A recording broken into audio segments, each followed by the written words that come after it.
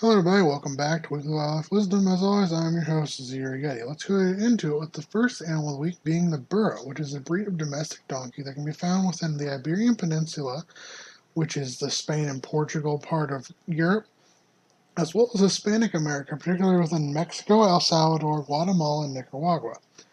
Among donkeys, burros tend to be on the smaller side, averaging around 36 to 47 inches tall at the shoulder, 47 inches in length, and around 250 pounds in weight. Burros have long ears, short manes, and come in a variety of colors, from black to brown to gray to red roan, with even hints of pink and blue. However, the most common coloring is that being gray with a white muzzle and white underbelly.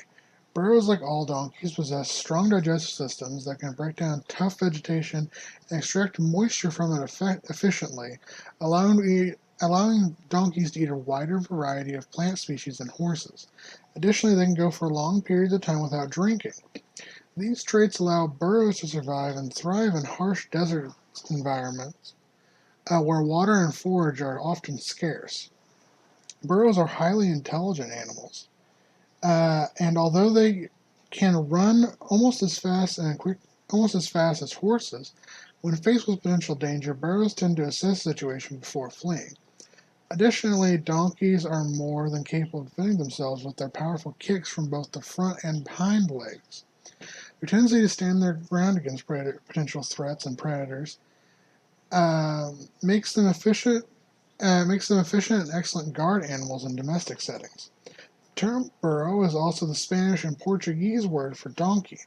Introduced into the Americas by the Spaniards in the 1500s, burro, like all domestic donkeys, have a long history as a work animal, often used to pull machinery and to carry both supplies and people across vast distances in rugged terrain. In Spanish, burros may also be called the burro mexicano, or the Mexican donkey, the burro chiluro, or the chiluro donkey, or the burro chiluro mexicano. In the United States, burro is used as a loan word by English speakers to describe any small donkey used primarily as a pack animal, as well as to describe the feral donkeys that live in Arizona, California, Oregon, Utah, Texas, and Nevada. Next up is the Australian lungfish, also known as the Queensland lungfish, the burnet salmon, or the barramunda. It is the only surviving member of the family Neoceratodontidae and is one of only 6 extant lung species on Earth.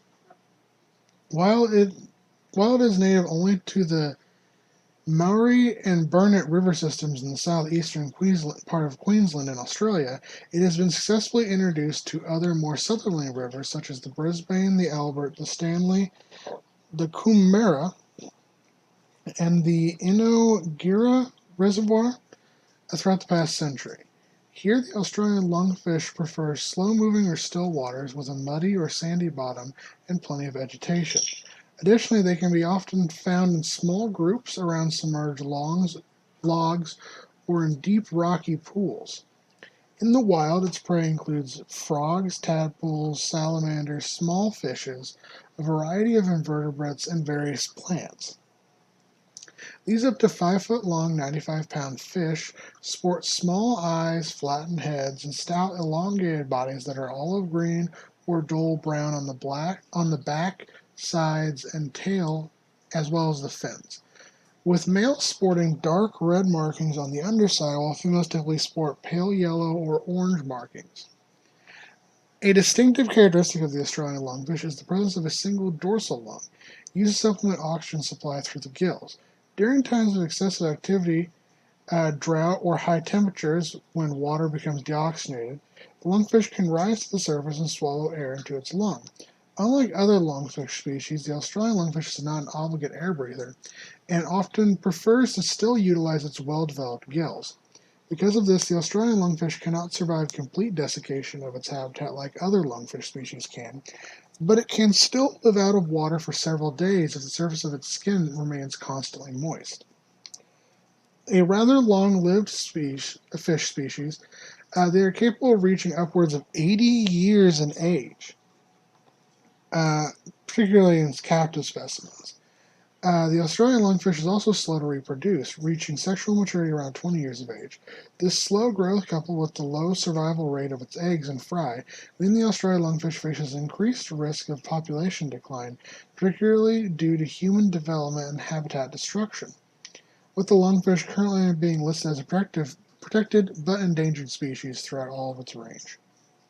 Next up is the crested partridge, also known as the crested woodpartridge, the roul-roul, the red-crowned woodpartridge, the green wood quail, or the green wood partridge. It is a game bird in the pheasant family Phasanidae of the order Galliformes. It is the only member of its genus, Rolumus. The small, rotund, short-tailed bird measures around between 9 and 10 inches in length, with males being marginally larger than females. Both sexes have a scarlet patch of bare skin around the eye and red legs without a spur on or hind toe. The male is metallic green above with glossy dark blue underparts and brownish wing panels. The head is adorned with a tall red crest, white forehead spot, and black frontal bristles. The female is a has pea green body plumage with slate gray head complex with bristles but no spot or crest. Younger birds typically sport duller versions of the adult colors. The crested partridge is usually seen singularly or in pairs and often uses its feet to probe the forest floor for fruit, seeds, and vertebrates. And like other partridges, when disturbed, the crested partridge prefers to run, but if necessary, it flies a short distance with its rounded wings.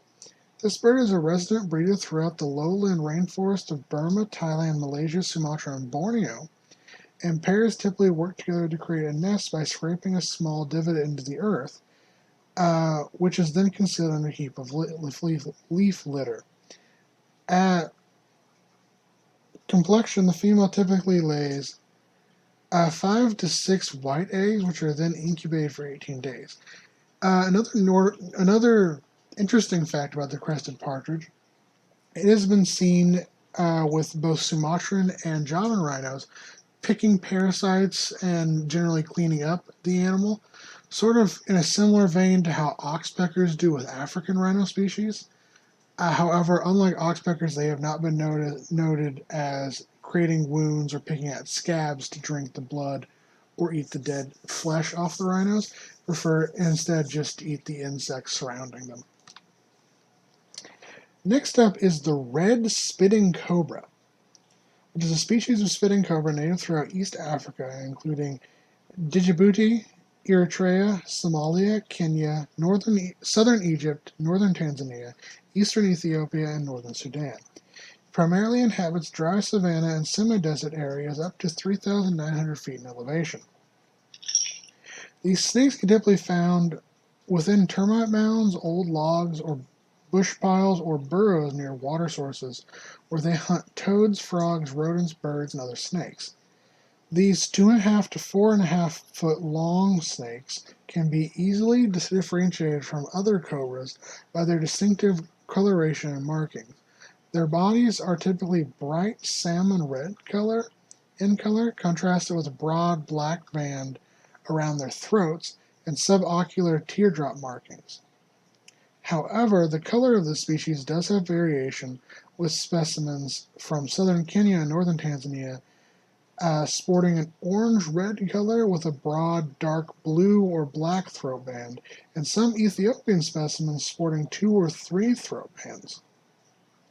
When threatened, the cobra rears up and displays a typical cobra hood and hisses loudly to make itself seem as dangerous as possible. If the intruder does not retreat, it will then spray jets of venom from its fangs into the face of the intruder. This venom contains a potent mixture of neurotoxins and cytotoxins that, while being rarely fatal to humans, is known to cause burning pain, tissue damage, which can result in disfigurement and blindness. Next up is the Japanese rhinoceros beetle, also known as the Japanese horned beetle.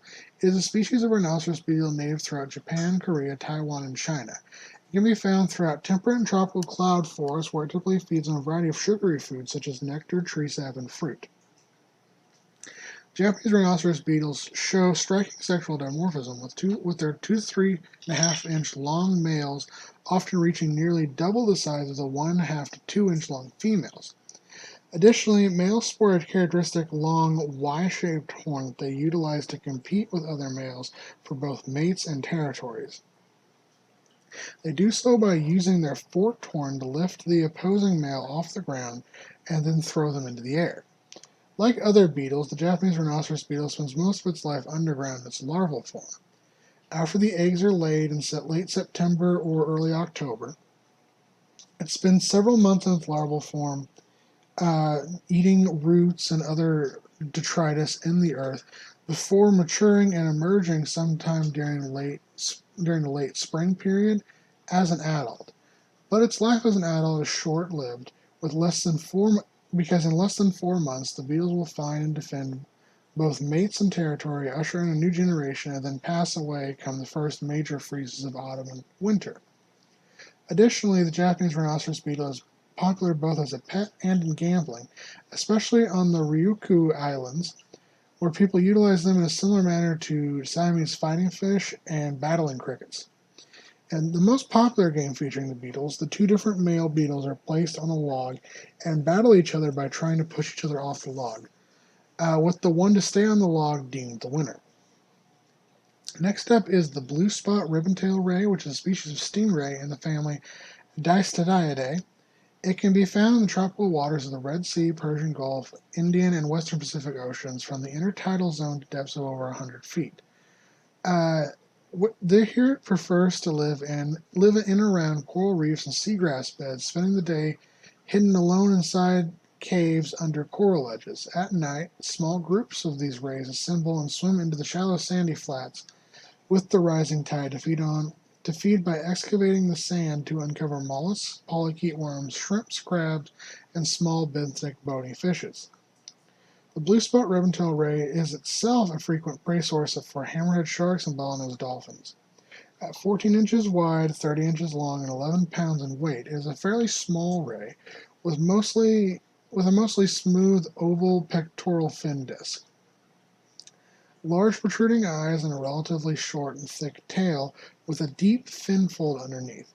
It can be easily identified from other rays by its striking color pattern of many electric blue spots on a yellowish background, with a pair of blue stripes on the tail. The tail barb is venomous, and while it isn't particularly deadly to humans, it is capable of leaving a nasty and painful wound. Breeding in the blue spot ribbontail ray occurs in late spring to early summer, and courtship starts with one stingray following around and nipping at the disc of another, eventually biting and holding onto them for prolonged copulation. Like other stingrays, this species is aplacental viviparous, with embryos being initially sustained by the yolk, which later in development is supplemented by the hysteroph, or uterine milk, which is produced by the mother.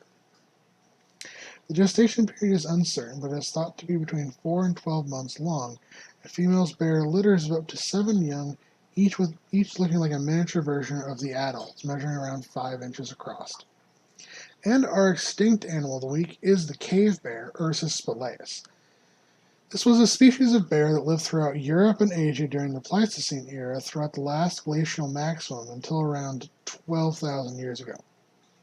Both the word for cave and the scientific name spelaeus are used because fossils of this species are predominantly found in caves, reflecting the views of experts that these cave bears spent more time in caves than modern bears, which typically only utilize the caves for hibernation. Cave bears are more comparable in size with the largest known modern-day brown bears, weighing between 1,000 and 2,000 pounds in weight and standing over 5 foot tall at the shoulder when on all fours, and then over 11 feet in height when rearing. Cave bears notably lacked the usual 2 to 3 premolars present in other bear species. To compensate for this, the last molar is very elongated with additional cusps. In general, cave bear teeth were very large and show greater wear than most modern bear species, suggesting a diet of tough materials such as tubers, berries, grasses, insects, and bone. From this diet, we can infer that Ursus spelaeus was primarily a grazer and an opportunistic scavenger. Despite their tremendous strength and opposing size, the cave bear was not free of predators, with packs of wolves and cave hyenas proving more than capable of taking down a sick or infirm individual. Notably, the presence of fully articulated adult cave lion skeletons deep within cave bear dens indicates that the lions often entered the dens to prey on the hibernating cave bears. This is not without danger, however, as even a hibernating bear can put up a serious fight, and many lions lost their lives in the attempt to slay the giants. Interestingly enough, there is evidence that the cave bear may have played a significant role in the culture and spirituality of Paleolithic humans, particularly Neanderthals. As there have been several Neanderthal habitation sites throughout Europe, in which remains of dozens of cave bears, particularly their skulls, that were utilized as both tools and ceremonial artifacts, often showing evidence of being well cared for. It is unknown what exactly caused the extinction of the cave bear, but a changing climate, a decrease in food availability, and competition with humans for caves in which to live likely played a factor in the cave bear's ultimate demise. As always, take care to my guys, gals, and non-binary pals.